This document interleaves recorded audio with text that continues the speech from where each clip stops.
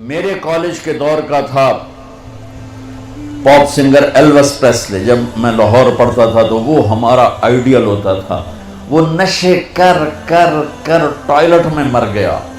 جس دن وہ مرا تھا کتنی لڑکیاں خودکشی کر گئی تھی اس کے پیچھے, اور وہ تھکی ہوئی زندگی برباد کر گیا اپنے آپ کو, نشوں میں تباہ کر گیا اپنے آپ کو. کہ جب انسان اللہ سے ٹوٹتا ہے, مرد ہو یا عورت, لڑکا ہو یا لڑکی, پڑھا ہو ان پڑھ ہو, جب وہ اللہ سے ٹوٹتا ہے, جب اللہ کے نبی سے ٹوٹتا ہے, تو کٹی پتنگ کی کوئی منزل ہوتی ہے؟ جس گاڑی کے چلتے بریک فیل ہو جائیں اس کی کوئی منزل ہوتی ہے؟ پانی جب طوفان بن کے نکلتا ہے تو اس کی کوئی منزل ہوتی ہے؟ میرے رب کی قسم بچوں, اب میرا سرمایہ ہو, یہ سب میرا سرمایہ بیٹھا ہوا ہے, میرا نہیں, یہ میرے دیس کا سرمایہ بیٹھا ہوا ہے. جنید جمشید کے اللہ درجے بلند کرے. میں ایک جگہ بیٹھا تھا, وہاں ٹی وی چل رہا تھا, تو میں نے دیکھا اسکرین پر ایک بڑا خوبصورت نوجوان ڈانس کر رہا ہے اور اس کے ساتھ 10-12 لڑکیاں ڈانس کر رہی ہیں.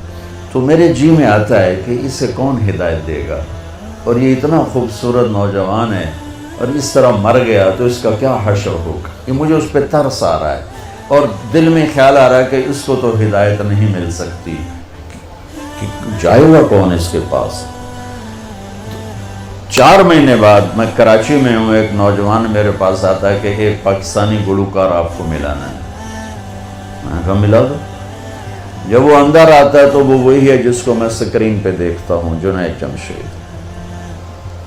اس وقت پیک 97, جتنا نام جنید نے میوزک میں کمایا ہے کسی نے نہیں کمایا. جتنا پیسہ, جتنا نام, جتنا فیم, جتنی محبت نسل میں کسی نے نہیں. تو میں نے پوچھا آپ کا نام کیا ہے؟ کہا جی میرا نام جنید ہے. کیا کرتے ہو؟ کہا میرا میوزک سے تعلق ہے. میں نے کہا آپ گاتے ہیں بجاتے ہیں؟ کہنے لگا جی میں گاتا ہوں, دل دل پاکستان میں نے گایا ہے. اچھا. میں نے اس سے بات شروع کی, مجھے نہیں پتا میں نے کیا بات کی. تو وہ نا پہلے یوں منہ چھپا کے بیٹھا تھا, پھر اس نے یوں کپڑا ہٹا دیا اور ایسے کر کے میری سنتا رہا. پھر مجھ سے کہنے لگا ایک سوال کروں؟ میں کہا کرو. کہا ایک پاکستانی نوجوان جو خواب دیکھتا ہے کبھی ایسا ہوتا کہ ایسا ہوتا, اور جس گلیمر کو وہ خوابوں میں دیکھتا ہے وہ مجھے فزیکلی میرے پاس موجود ہے. میں تو اسے دیکھ چکا تھا اسکرین پر, وہ فزیکلی میرے پاس موجود ہے, لیکن یہاں اندھیرا ہے. سینے پہ ہاتھ رکھ کے کہنے لگا یہاں اندھیرا ہے, اور یہاں کہنے لگا یہ خالی ہے, یہ خالی. ایسا کیوں ہے؟ میری تو ہر خواہش پوری ہے, پھر یہ کیوں ہے, یہ اندھیرا کیوں ہے؟ مجھے لگتا ہے میں وہ کشتی ہوں جس کے لیے کوئی ساحل کوئی نہیں. کیا خوبصورت بات اس نے کی. میں نے کہا تو بہت آسان بات ہے. کہنے لگا کیا؟ میں نے کہا تمہیں درد ہو رہا ہے اس گھٹنے میں, تم میڈیسن لگا رہے ہو ٹیوب اس گھٹنے پر, یہاں درد نہیں, دوا لگانے کا فائدہ کوئی نہیں. یہاں درد ہے, یہاں دوا جا نہیں رہا, تو تم ٹھیک کیسے ہوگی؟ کہنے لگا میں نہیں سمجھا. میں نے کہا یہ جو خلا ہے تیرے جسم میں نہیں, تیری روح میں ہے. روح کو لڑکی کا نہیں پتا, روح کو میوزک کا نہیں پتا, روح کو شراب کا نہیں پتا, نشے کا نہیں پتا. اسے صرف 2 کا پتہ ہے, ایک اللہ جس نے اسے بنایا, اور ایک اللہ کا نبی جس نے اسے اس کا صحیح طریقہ سمجھایا. ان 2 کے علاوہ کوئی غذا روح کی نہیں. مگر تم میں بھوک لگی ہو گا سکتے ہو کہ نہیں؟ پیاس لگی ہو گا سکتے ہو نہیں؟ نیند چڑھی ہوئی ہو گا سکتے ہو نہیں؟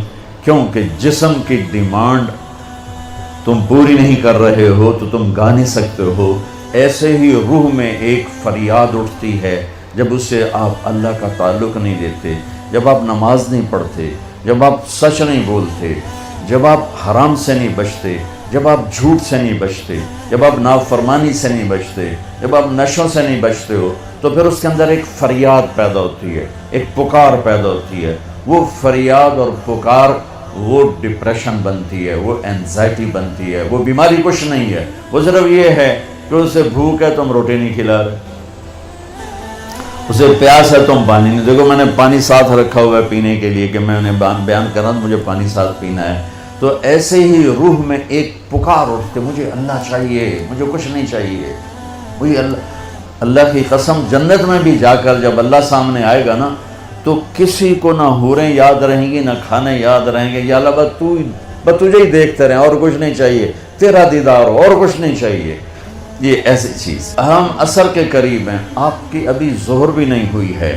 جو کائنات ہے جو قانون ہے، تو میں چاہتا ہوں کہ میری یہ نسل جنہیں میں دیکھ رہا ہوں یہ اپنے اللہ کو پہچان لیں، یہ اپنے نبی کو پہچان لیں کہ ایک علم وہ ہے کہ مجھے پیدا کس نے کیا، ایک علم وہ ہے کہ وہ ہے کون، ایک علم وہ ہے کہ وہ مجھ سے چاہتا کیا ہے، ایک علم وہ ہے کہ یہ زندگی کا کارواں کیا ہے، یہ موت کیا ہے، یہ مقصد زندگی کا علم ہے.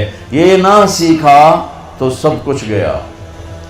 تمہارے جیسے بچے گئے کشتی کی سیر کو، ملا دیہاتی ایک نے کہا چاچا تینوں فزکس آمدی ہو سکے پتر نہ ہی آج سنیا، کہا تیری ادھی زندگی برباد ہو گئی. دوسرے نے پوچھا چاچا تینوں کیمسٹری آمدی ہے کہ پتر میں تو نہ ہی آج سنیا، کہ چاچا تیری ادھی زندگی برباد ہو. تیسرے نے پوچھا چاچا زالوجی آمدی ہے کہ نہیں پتر پتہ نہیں کی بلا ہے، کہ چاچا تیری ادھی زندگی برباد ہو گئی.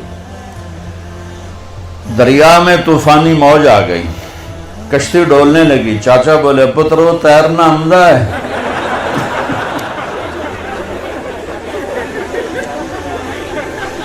پترو تیرنا ہوں ہے کہ چاچا کوئی نہیں ہے کہ میری ادھی گئی توڑی ساری گئی.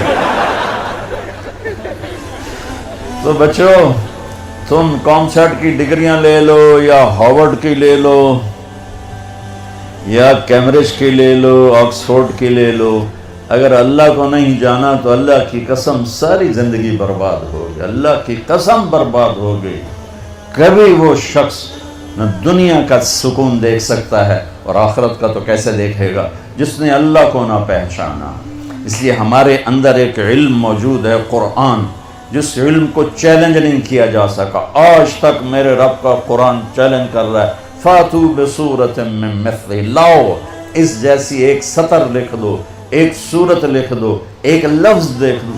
ساری دنیا میں آج عربی پر پی ایچ ڈی ہو رہی ہے، ریسرچ ہو رہی ہے، کیا کیا تہ تک چلے گئے ہیں، لیکن قرآن کی ایک سطر نہیں کوئی لکھ سکا کہ یہ میرے رب کا وہ کلام ہے جو اس کی زبان سے نکلا ہے اور میرے نبی کے دل پر اترا ہے. انہو لتنزیل رب العالمین، یہ رب العالمین کا کلام ہے. نزل بہ الروح الامین، اسے جبریل لایا ہے. علی قلبک، میرے نبی کے دل پر لایا ہے. لتکون من المنذرین، تاکہ میرا نبی ہمیں سنائے کہ زندگی کا مقصد کیا ہے.